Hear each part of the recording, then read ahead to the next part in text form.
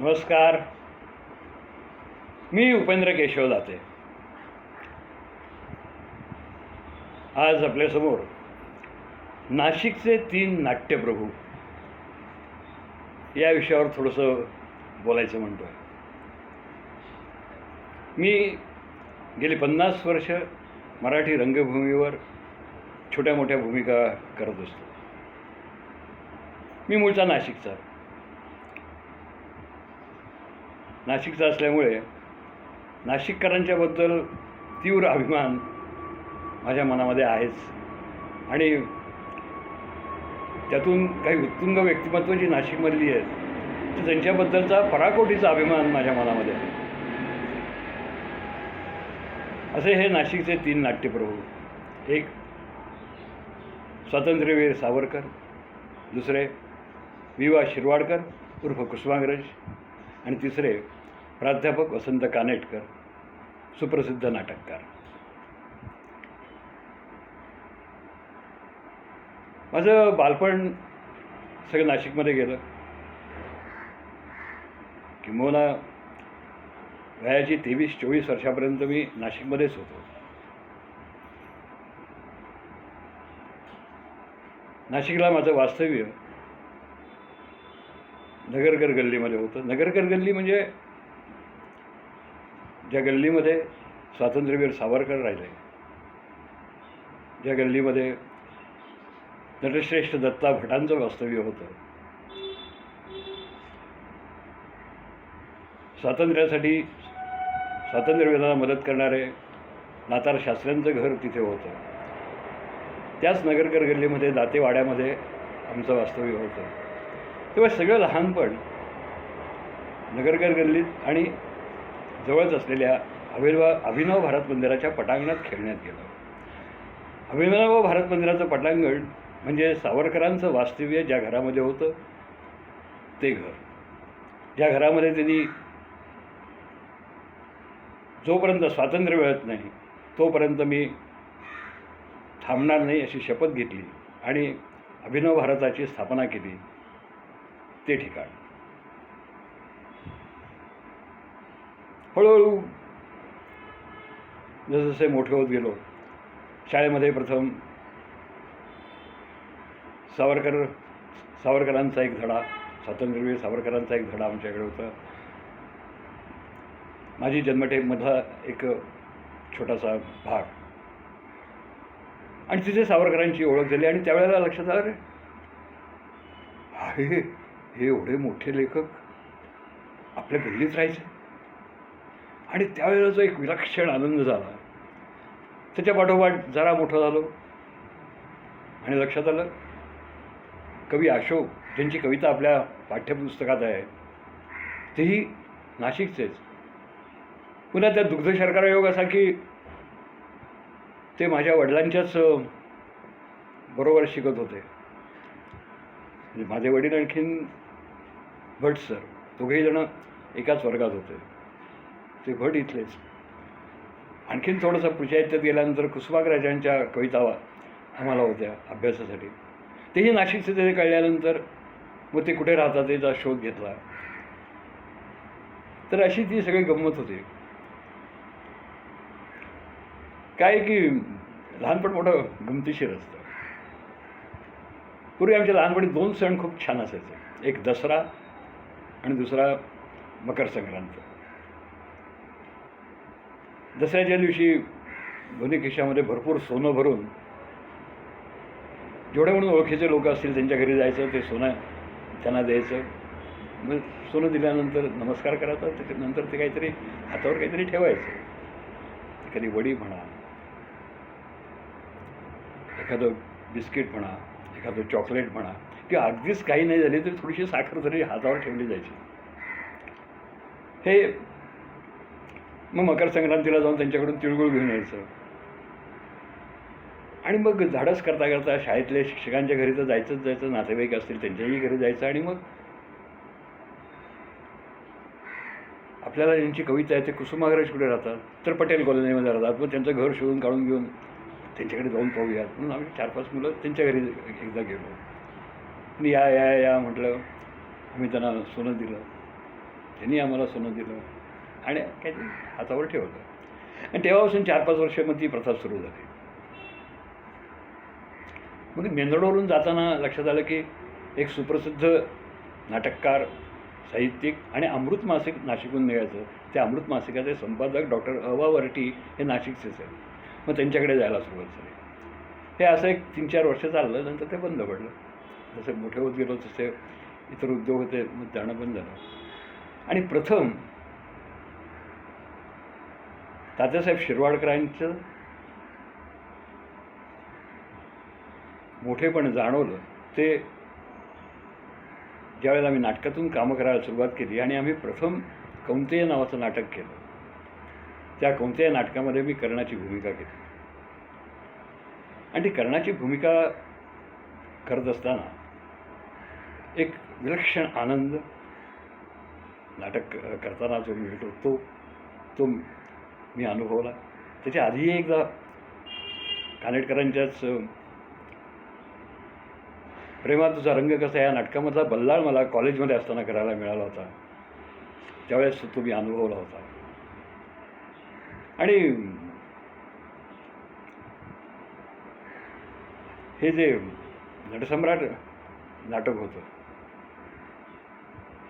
त्या नाटकाचे कित्येक स्वगत मला अजूनही पाठ आहेत. आणि शिरवाडकरांशी एक जवळीक निर्माण झाली, पण त्याच्या आधीची जवळीक निर्माण झाली ती सावरकरांची. आणि ती अनेक वर्ष मनामध्ये रेंगाळत होती. त्यांचं काही प्रमाणात साहित्य वाचलं गेलं. ते साहित्य वाचल्यानंतर हा किती श्रेष्ठ आणि थोर माणूस आहे हे याची जाणीव सातत्याने होत राहिली. माझी जन्मठेप तर काही प्रश्नच नाही. त्यांच्या कविता, त्या कविता वाचून अंगावर काटा यायचा. देशप्रेमांनी एक लहर आपल्या अंगातून सळसळून जायची. आणि त्या सागराला उद्देशून त्यांनी नेम अजसीने परत मातृभूमीला सागरा प्राण तळमळला ही कविता जिथे रचली गेली त्या इंग्लंडच्या किनाऱ्यावरती समुद्राकडे पाहता पाहता सागराला उद्देशून त्यांनी रचलेली ही कविता. तर सावरकरांच्या नाटकाशी माझा पहिला संबंध आला तो इंग्लंडमधल्या लंडनमध्ये. चंद्रलेखन त्यावेळेस मी काम करत होतो नाटकामध्ये. आणि तरुण तुर्क म्हाताऱ्यासारखं नाटकाचे प्रयोग तिथे करायचे होते. वसंत कानेटकरांनी लिहिलेल्या गगनभेदी नाटकाचा मुहूर्ताचा प्रयोग तिथे करायचा होता. गगनभेदी म्हणजे वसंत कानेटकरांनी शेक्सपियरला वाहिलेली आदरांजली होती. म्हणजे त्यात हॅम्लेट, मॅकबेथ, किंग लिअर, आणखीन ऑथेल्लो ह्या नाटकांचं एक मिश्रण करून एक वेगळंच रसायन कानेटकरांनी तयार केलं होतं. आणि त्यातून निर्मिती झाली होती गगनभेदी नाटकाची. आणि एक दिवस असा होता की त्या दिवशी आम्ही सगळे कलाकार वेगवेगळ्या काही कोणी गाणी म्हणणार होतं, कोणी काही संवाद म्हणणार होते. आणि अशा वेळेला आमच्या नाटकात तरुण दुर्गामध्ये काम करणाऱ्या रेखाबाई म्हणजे रेखा कामत, गरा कामत यांच्या पत्नी त्या म्हणाले, उपेंद्र आपण सावरकरांच्या संगीत उत्तरक्रिया नाटकामधला एक भाग करूया. त्यात मी पूर्वी त्यात वेडीची भूमिका मी केली होती. तर ती ह्या लोकांना आवडेल. आणि जी इंग्रजी सत्ता उठवून टाकण्यासाठी सावरकरांनी अथक प्रयत्न केले त्या इंग्लंडमध्ये आपल्याला जर का त्यांच्याच नाटकातली काही भाग सादर करता आला तर काय हरकत आहे. म्हटलं मला काही म्हणजे मी तुला मला ते सगळं पाठ आहे, मी तुला लिहून देईन, त्या माधवरावाचं काम तू कर. आणि त्याप्रमाणे ते करायचं ठरलं. आणि एक विलक्षण आनंद मला मिळाला.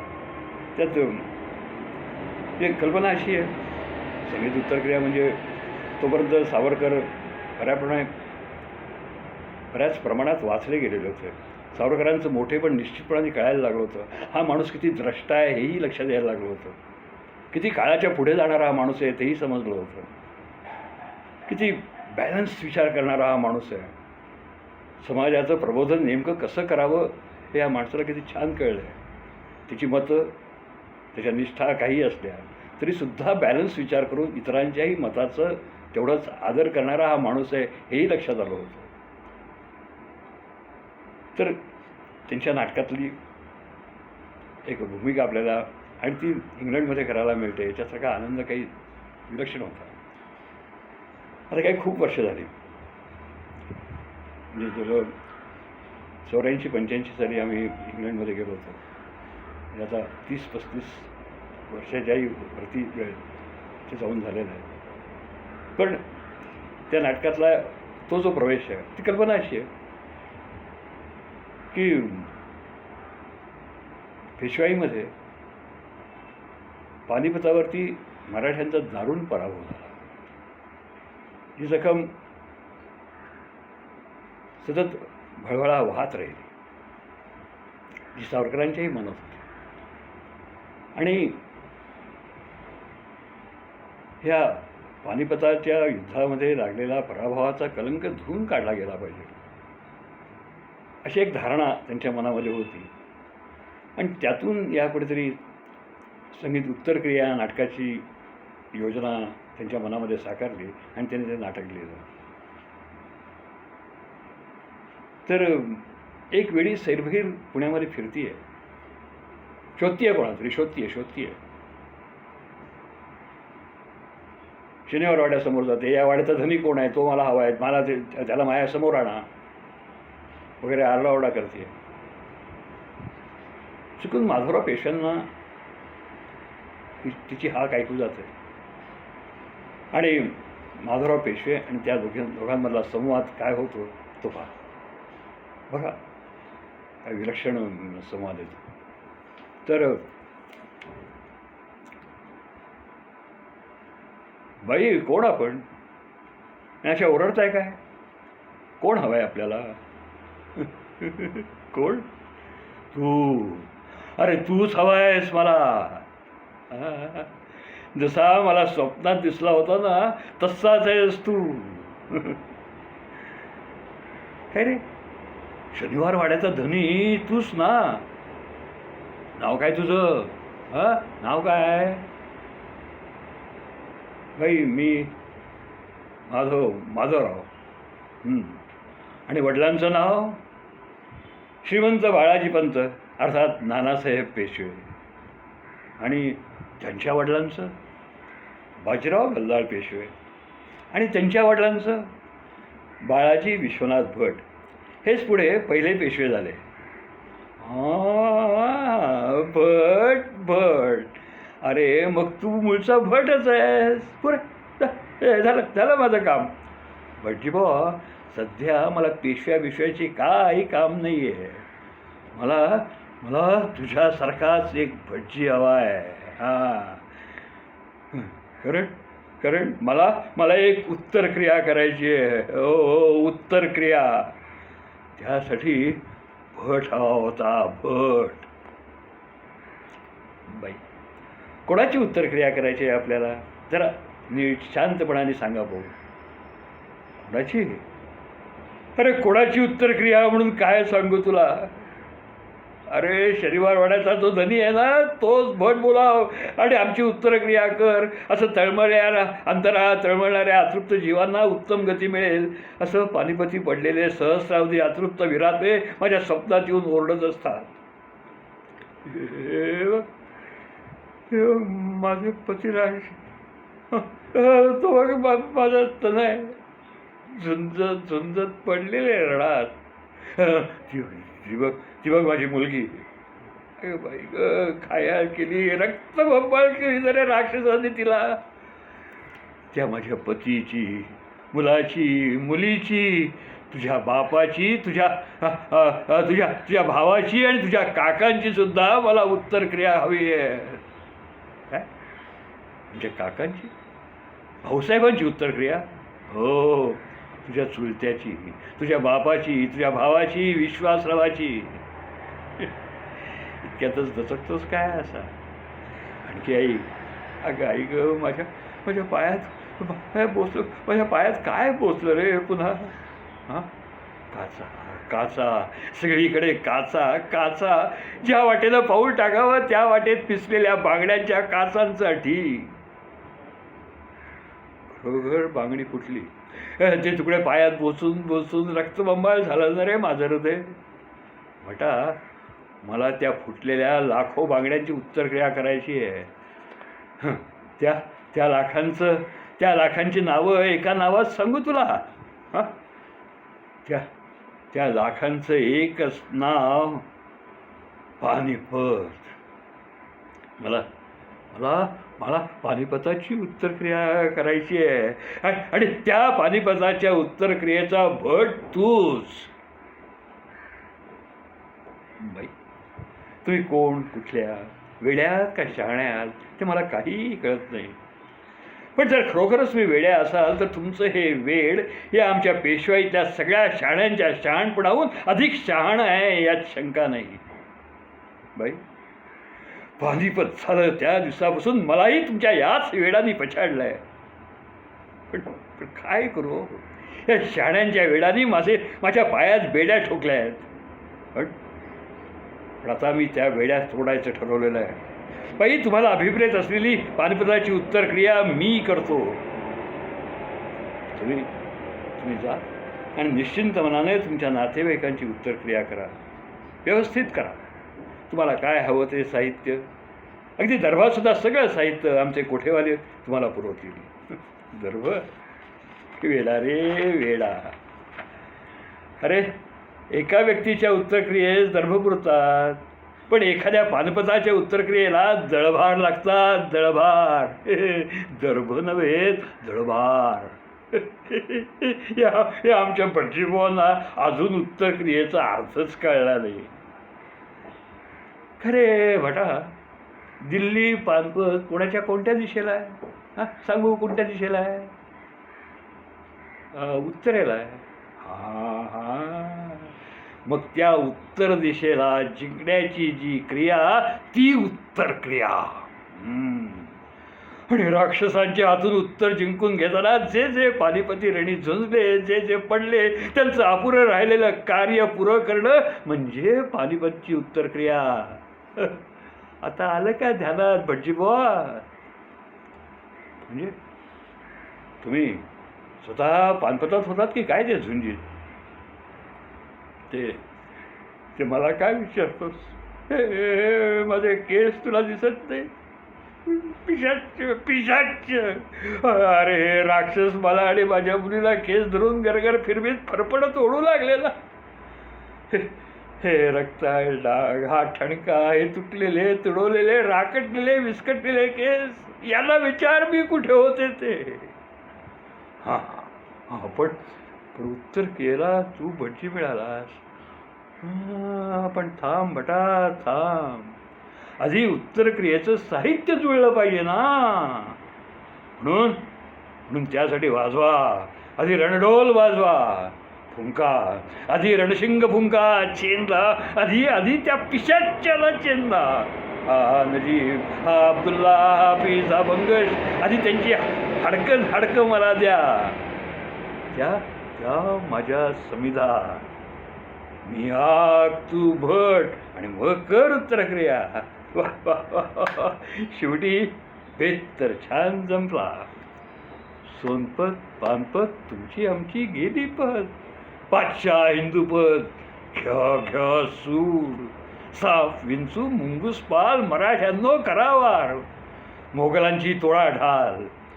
दिल्लीच्या बादशाहीचा पाडा रणा धूड. मग उत्तरक्रिया. आधी भाऊंचा सूड, विश्वासाचा सूड, पानपताचा सूड. पानपत सोनपत तुमची आमची गेली पद. पाचशा हिंदूपद घ्या सूड. घ्या सूड. हे आत्ता मला कोण भेटलं? ही वेडी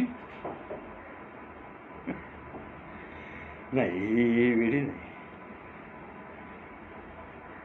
पानपतच्या शल्ल्यानं विद्ध झालेल्या महाराष्ट्राच्या हृदयातली ही तर मूर्तिमंत वेदना आहे. हा, त्या शहाणपणानं बोथट झालेल्या महाराष्ट्राच्या तलवारीची धार पानपलाच्या सुडाच्या सहाण्यावर घासून मी तिला या विडीसारखाच वेडं लावणार. कारण पानपतचा सूड उगवणं हेच आमचं जीवनाचं एकमेव ध्येय आहे, एकमेव ध्येय आहे. असं एक विलक्षण नाट्य, संगीत उत्तर क्रिया. त्यानंतर सावरकरांच्या दुसऱ्या एका नाटकामध्ये मला काम करण्याची संधी मिळाली. ते नाटक होतं संगीत संन्यस्त खड्ग. संन्यस्त खड्ग नाटक सावरकरांच्या प्रतिभेची एक आणखी झेप पाहून विस्मयाने आपण चकित व्हावं असं हे नाटक. किती नाना प्रकारची पात्र त्याच्यामध्ये, नाना प्रकारच्या घटना आणि एक विलक्षण तत्त्वज्ञान की आणि पुन्हा एक अतिशय तारतम्य ठेवून केलेली विधानं आणि काळाच्या कसोटीवर असल्यानंतर आता जवळजवळ 100 वर्ष ते नाटक लिहून झालेली आहेत, तरी ते नाटक किती खरं होतं, किती खरं आहे हे लक्षात यावं असं हे नाटक. त्या नाटकामध्ये सेनापती विक्रमसिंहाची भूमिका आम्हाला करायला मिळाली. त्या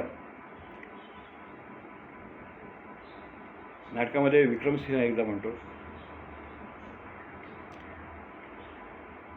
आपलं हे शाक्यांचं राष्ट्र, हे आपलं शाक्यांचं राष्ट्र, ह्याच्या एका बाजूला मगधांचं आणि दुसऱ्या बाजूला कोसलांचं प्रबल राजसत्ताक आहे. या दोन प्रबल राजसत्ताकांच्या मध्ये आपलं हे शाक्यांचं प्राजक्त सापडलं आहे. ते ज्या क्षणी दुर्बल होईल त्या क्षणी या दोन गिधाडांपैकी एकाच्या धाडीला बळी पडल्यापासून राहणार नाही. बघा, विचार करा, आज काय अवस्था आहे. एका बाजूला पाकिस्तान आहे, दुसऱ्या बाजूला चीन आहे आणि मध्ये भारताचं प्राजक्त आहे. आपण गाफील राहिलो. कारण त्याच नाटकामध्ये सावरकर पुन्हा म्हणतात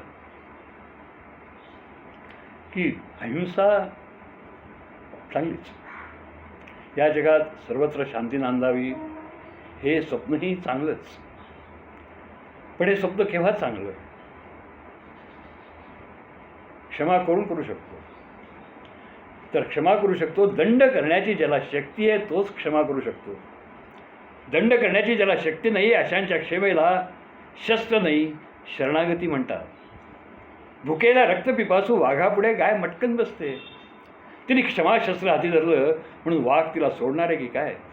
मी तुला शरण आले असं ती गाय म्हणाली तरी तो वाघ तुला खाणार. मी तुला क्षमा करते असं ती गाय म्हणाली तरी तो वाघ तिला खाणारच. दुष्ट शत्रूला क्षमा करत राहिलं म्हणजे ते आपला दुष्टपणा सोडतील असल्या वेडगर कल्पनांवरती जी राष्ट्र अवलंबून राहतात तीच राष्ट्र संधी मिळताच त्यास दुष्ट शत्रूकडून नायनाट करून टाकली जातात. इतिहासामध्ये अशी कितीतरी उदाहरणं घडली आहेत आणि यापुढेही घडायची आहेत. काय विलक्षण विचार आहे, विलक्षण ताकद आहे. पण तरीसुद्धा भगवान बुद्धदेवांचंही एक तत्त्वज्ञान आहे आणि तेही तितकंच योग्य आहे. लोकांना मनापासून वाटतं की अहिंसा असावी, शांतता असावी, पण ते असू शकत नाही. पण तरीसुद्धा तो विक्रमसिंह म्हणतो, तथापि या पद्धतीने या जगामध्ये शांतता नांदेल का नाही, अहिंसा सगळे अहिंसक होतील की नाही मला माहीत नाही, पण तरीसुद्धा भगवान बुद्धांसारख्या अलौकिक पुरुषास साथ मिळाली नाही म्हणून त्यांचा विलक्षण प्रयोग फसला असं पिढीपिढ्यांना चुकूनही वाटू नये. म्हणून भगवानांच्या इच्छेप्रमाणे मी हा स्वतःला संन्यास धर्मामध्ये सामील करून घेतो. शाक्य राष्ट्राच्या संरक्षणासाठी वाहिलेलं माझं एक खड्ग आणि माझा एकुलता एक पुत्र बल्ल याला शाक्य जातीच्या पदरात टाकून मी आजपासून परिवराजकाचा आश्रम स्वीकारतो असं म्हणून तो विक्रमसिंह संन्यासीही होतो. पण याच वेळेला मी आणखीन एका गोष्टीची आठवण करून देऊ इच्छितो, आणखीन एका गोष्टीचा उल्लेख करू इच्छितो. आजपासून 25 वर्षानंतरच काय, पण 2500 वर्षांनी या जगावर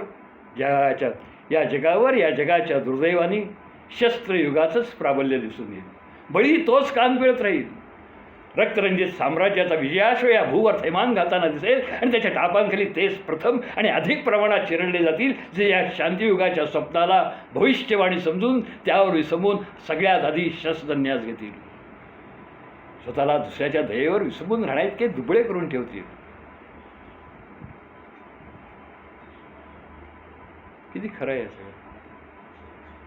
असा एका विलक्षण पृथ्वीच्या नाटककारांनी लिहिलेलं नाटक आजही 100 वर्षानंतरही लोकांना योग्य वाटतं, खरं वाटतं. आणि नाटकाच्या शेवटी ते म्हणतात की जसा विक्रमसिंह हवे तसा भगवान बुद्धही हवे, आणि या दोघांचा ताळमेळ साधला गेला तरच या जगाचं कल्याण होईल असं त्यांचं स्पष्ट मत. तर असं हे नाशिकचं रत्न स्वातंत्र्यवीर सावरकर. दुसरं वसंत कानेटकर. अनेक नाटकं लिहिली. मी सुदैवी आहे. मी वसंतरावांच्या जवळजवळ 15 ते 20 नाटकांमध्ये भूमिका वेगवेगळ्या करण्याची मला संधी मिळाली. वेगवेगळ्या पद्धतीच्या भूमिका करायला मिळाल्या, काही प्रमुख भूमिका करायला मिळाल्या, काही थोड्याशा दुय्यम भूमिकाही करायला मला मिळाल्या. पण नाटक करताना एक आनंद जो काही मिळायचा वसंतरावांची नाटकं सादर करताना एक विलक्षण आनंद मिळायचा, त्याची गंमतच काही वेगळी होती. आम्ही लहानपणी, तुम्हाला मी मगाशी सांगितल्याप्रमाणे, वटी साहेबांच्याकडे जायचो, मनोहर शहाण्यांकडे जायचो, तात्यासाहेबांच्याकडे जायचो. सावरकर ज्या गल्लीमध्ये राहत असत त्या गल्लीत मी राहतच होतो.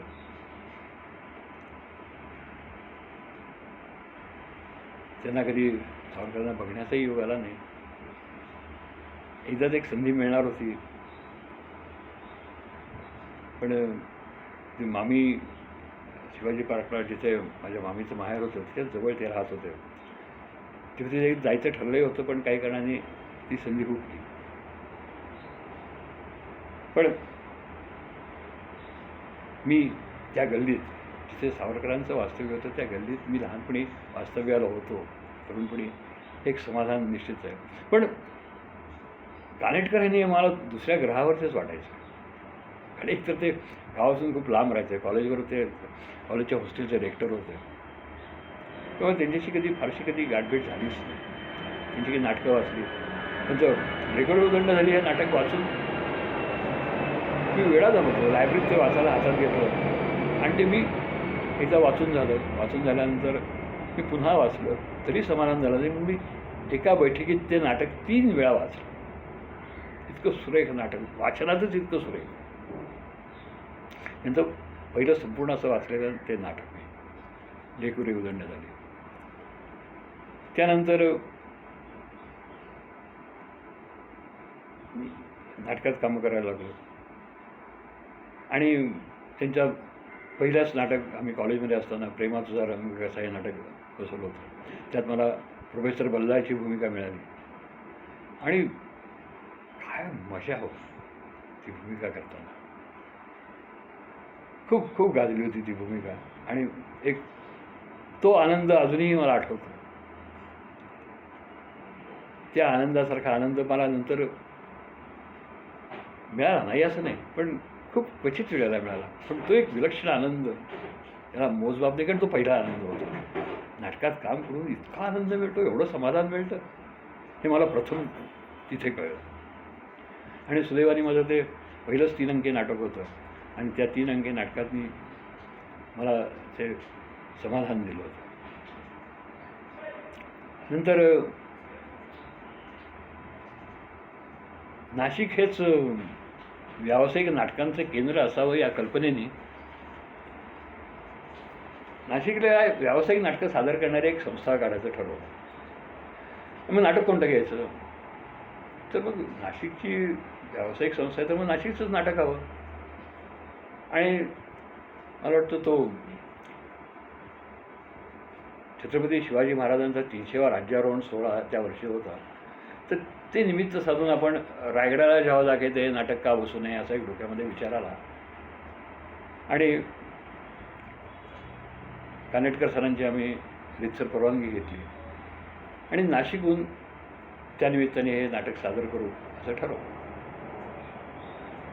आणि ते माझ्या संस्थेतर्फे म्हणजे रंगमंच संस्थेतर्फे ते नाटक आम्ही सादर केलं. त्यात मी हमीरगावचं काम करायचं. दुर्दैवाने एक नाशिक रोडला प्रयोग झाला. नंतर पुढे काही आम्हाला प्रयोग मिळाले नाहीत. प्रयोग आणखीन कसे करायचे याचं आम्हाला काही ज्ञानही नव्हतं.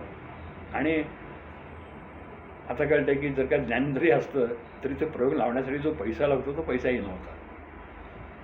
पुढे मी मग नाटकाचं वेळ फारच वाढलं आणि मग मी मुंबईत आलो. मुंबईत आल्यानंतर तेही गंमत आहे.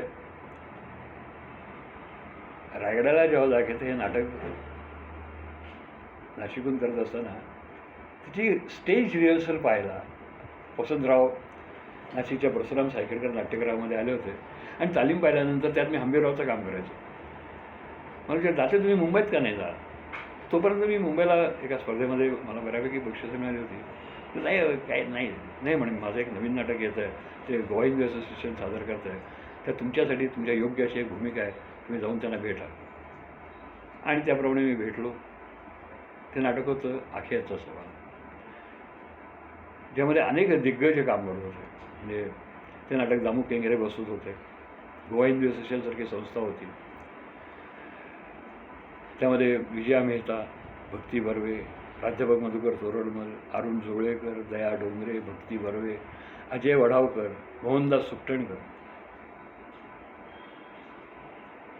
आणि एक